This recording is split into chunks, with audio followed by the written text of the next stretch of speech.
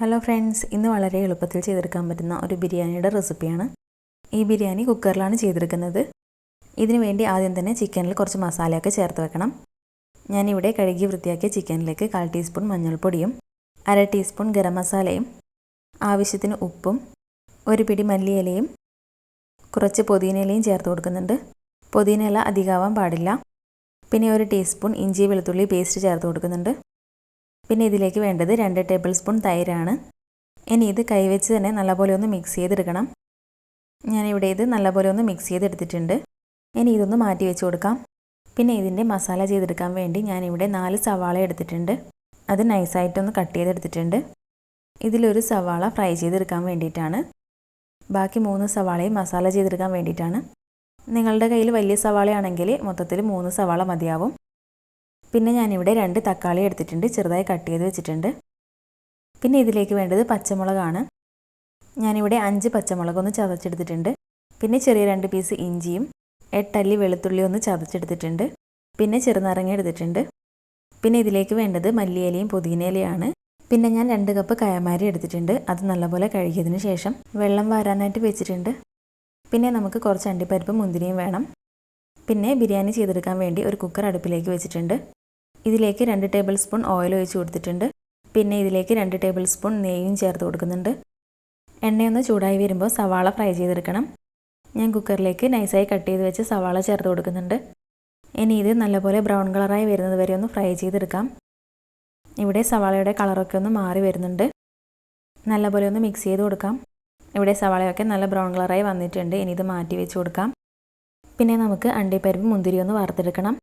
ആദ്യം അണ്ടിപ്പരിപ്പ് ഇട്ട് കൊടുത്തിട്ടൊന്ന് കളറ് മാറി വരുമ്പോൾ ഇതിലേക്ക് തന്നെ മുന്തിരി ഇട്ട് കൊടുത്തിട്ടൊന്ന് ഫ്രൈ ചെയ്തെടുക്കുന്നുണ്ട്. ഇനി ഇത് മാറ്റി വെച്ച് കൊടുക്കാം. പിന്നെ ഈ കുക്കറിലേക്ക് 3 ഗ്രാമ്പു, 3 ചെറിയ പീസ് പട്ട, 2 ഏലക്ക, 1/4 ടീസ്പൂൺ പെരിഞ്ജീരകവും ചേർത്തിട്ടൊന്ന് മിക്സ് ചെയ്ത് കൊടുക്കുന്നുണ്ട്. പിന്നെ ഇതിലേക്ക് കട്ട് ചെയ്ത് വെച്ച് സവാള ചേർത്ത് കൊടുക്കാം. എന്നിട്ട് നല്ലപോലെ ഒന്ന് മിക്സ് ചെയ്തെടുക്കണം. ഈ സമയത്ത് ഇതിലേക്ക് ആവശ്യത്തിന് ഉപ്പ് ചേർത്ത് കൊടുക്കാം. ഉപ്പ് ചേർത്ത് കൊടുക്കുമ്പോൾ സവാളയൊക്കെ പെട്ടെന്ന് തന്നെ വഴറ്റിയെടുക്കാൻ പറ്റും. സവാളയുടെ കളറൊന്നും മാറേണ്ട ആവശ്യമില്ല. സവാളയൊക്കെ നല്ലപോലെ ഒന്ന് സോഫ്റ്റായി കിട്ടിയാൽ മതിയാവും. ഇവിടെ സവാളയൊക്കെ നല്ലപോലെ സോഫ്റ്റായി വന്നിട്ടുണ്ട്. ഇനി ഇതിലേക്ക് ചതച്ച് വെച്ച ഇഞ്ചിയും വെളുത്തുള്ളിയും പച്ചമുളകും ചേർത്ത് കൊടുക്കാം. എന്നിട്ടിത് നല്ലപോലെ ഒന്ന് മിക്സ് ചെയ്തെടുക്കണം. ഇഞ്ചിയും വെളുത്തുള്ളിയുടെ ഒക്കെ ഒരു പച്ചമണം മാറുന്നത് വരെ മിക്സ് ചെയ്ത് കൊടുക്കാം. ഇതിൻ്റെ പച്ചമണമൊക്കെ ഒന്ന് മാറി വരുമ്പോൾ ഇതിലേക്ക് കട്ട് ചെയ്ത് വെച്ച് തക്കാളി ചേർത്ത് കൊടുക്കണം. എന്നിട്ട് നല്ലപോലെ ഒന്ന് മിക്സ് ചെയ്തെടുക്കണം. ഈ സമയത്ത് നമുക്ക് വേറൊരു അടുപ്പിലേക്ക് വെള്ളം തിളക്കാനായിട്ട് വെക്കണം. എത്ര ഗ്ലാസ് അരിയാണോ എടുത്തത് അതേ സെയിം ഗ്ലാസ് തന്നെ വെള്ളമാണ് വെക്കേണ്ടത്. ഞാനിവിടെ 2 കപ്പ് അരിയാണ് എടുത്തത്. അതുകൊണ്ട് 2 കപ്പ് വെള്ളമാണ് ചേർത്ത് കൊടുത്തിട്ടുള്ളത്. പിന്നെ ഇതിലേക്ക് ആവശ്യത്തിന് ഉപ്പും ചേർത്ത് കൊടുക്കാം. റൈസൊക്കെ ചെയ്തെടുക്കുമ്പോൾ ഉപ്പ് എപ്പോഴും ഒന്ന് മുന്നിട്ട് നിൽക്കണം. വീഡിയോയിലൊന്ന് കാണാൻ വേണ്ടിയിട്ടാണ് ഞാൻ ഈ ഒരു അടുപ്പിലേക്ക് വെച്ചത്. ഞാനിത് അടുത്ത അടുപ്പിലേക്ക് മാറ്റി കൊടുക്കുന്നുണ്ട്. പിന്നെ നമ്മുടെ മസാലയിലേക്ക് കുറച്ച് മല്ലിയിലയും പുതിനയിലയും ചേർത്ത് കൊടുക്കുന്നുണ്ട്. പുതിനയില എപ്പോഴും കുറച്ച് മാത്രം ചേർത്ത് കൊടുക്കാൻ ശ്രദ്ധിക്കണം. ഇല്ലെങ്കിൽ അതിൻ്റെ ഫ്ലേവർ കുറച്ച് മുന്നിട്ട് നിൽക്കും. എന്നിട്ട് നല്ലപോലെ ഒന്ന് മിക്സ് ചെയ്ത് കൊടുക്കാം. വേണമെന്നുണ്ടെങ്കിൽ ഇത് ജസ്റ്റ് ഒന്ന് അടച്ച് വെച്ചിട്ട് തക്കാളിയൊക്കെ നല്ലപോലെ കുക്ക് ചെയ്തെടുക്കാം. ഇവിടെ തക്കാളിയൊക്കെ നല്ലപോലെ കുക്കായി വന്നിട്ടുണ്ട്. ഞാനിവിടെ എല്ലാ തക്കാളിയും നല്ലപോലെ ഒന്ന് ഉടച്ചെടുത്തിട്ടുണ്ട്.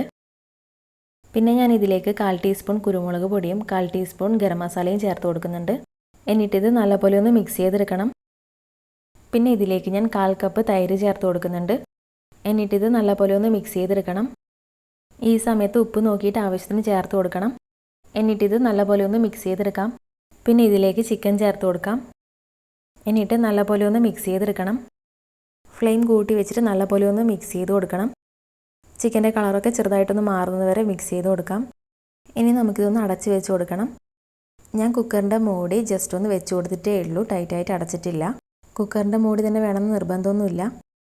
പിന്നെ ഇത് തുറന്ന് നോക്കിയിട്ട് നല്ലപോലെ ഒന്ന് മിക്സ് ചെയ്തെടുക്കണം.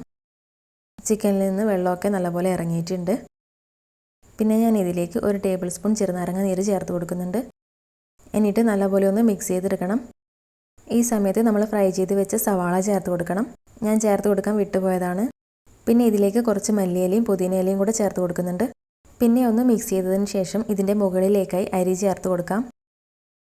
അരി ചേർത്തിട്ട് ഇളക്കാനൊന്നും പാടില്ല.